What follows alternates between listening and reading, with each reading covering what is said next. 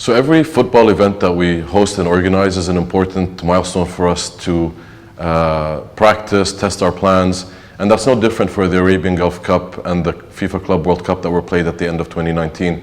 They were two very invaluable test events for us. They were played back to back, so that was 23 days of football, which is only 5 days less than the World Cup in 2022. We were able to test a lot of the plans that we have put down on paper, all the operational plans, whether they're within the venue, outside of the venue. We were able to test our transportation plans, working together hand in hand with the security.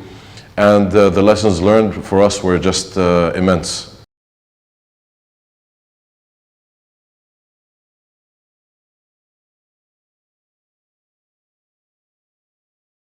Well, luckily we had a lot of fans that attended both events. We had around 50,000 fans travel from abroad for the FIFA Club World Cup. We were able to test our first fan zone. There was a lot of questions being asked about the success of fan zones. We learned a lot from the fan zone that we had put in place. One thing that we want to make sure is that we make our fan zones bigger for the next events. We're going to have a lot of FIFA Fan Fest during the World Cup in 22. We're going to have a lot of fan activation areas in 2022. So it's very important for us to gauge fans, their experiences, the transportation to getting to these fan activation areas. Is it easy? And one thing we need to make sure is that they're very accessible to them. Working hand in hand with security, we don't see that there's a difference. We're one organizing body. Security is very important to make sure that everything is safe and secure for the fans. They need to be fully integrated within our operational plans, and it worked very well in the past two events.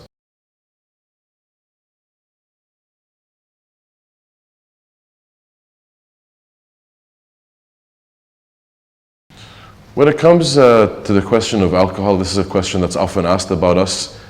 We've said this many times before. Alcohol is not part of our culture. However, hospitality is part of our culture. We're very hospitable people, and we understand that alcohol is a part of many people's culture. So alcohol is available, and we've said for the World Cup we're going to make sure that it's more readily available for fans. So integrating it into specific designated areas, whether they're in fan zones, fan activation areas, or official FIFA Fan Fests, are things that we're looking into. We've seen that in the FIFA Club World Cup 2019, alcohol was available in the fan zone, and the fan zone in itself was very successful.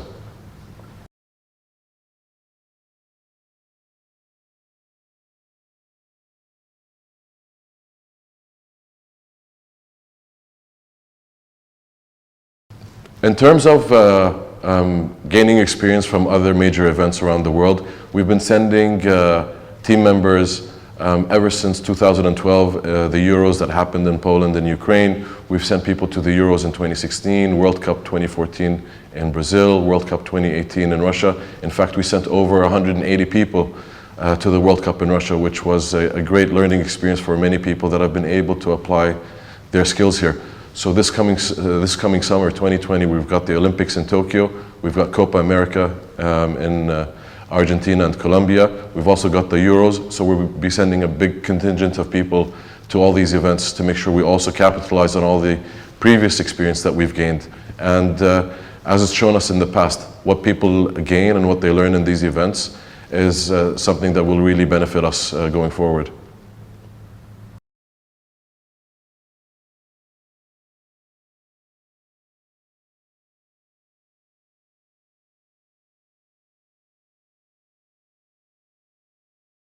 I believe that the best preparation for people working well together is during the tournaments, and we could see that slowly we've been integrating with members of FIFA. We started off in the Arabian Gulf Cup.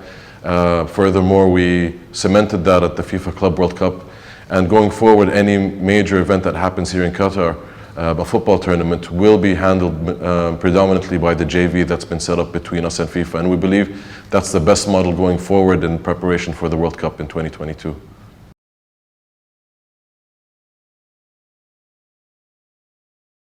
For me, I've been on this project for over 10 years now. I started in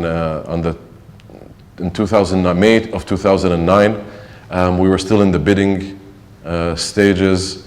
Then we won the bid in December of 2010, and I remember feeling that there's still 12 years to go, and to know that we're 1,000 days away, there's a certain excitement, a certain anxiety.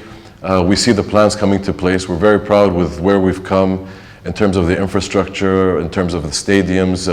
We're on track with all of that. But when it comes to getting closer and closer to the World Cup, it's mixed emotions. It's a bag of mixed emotions.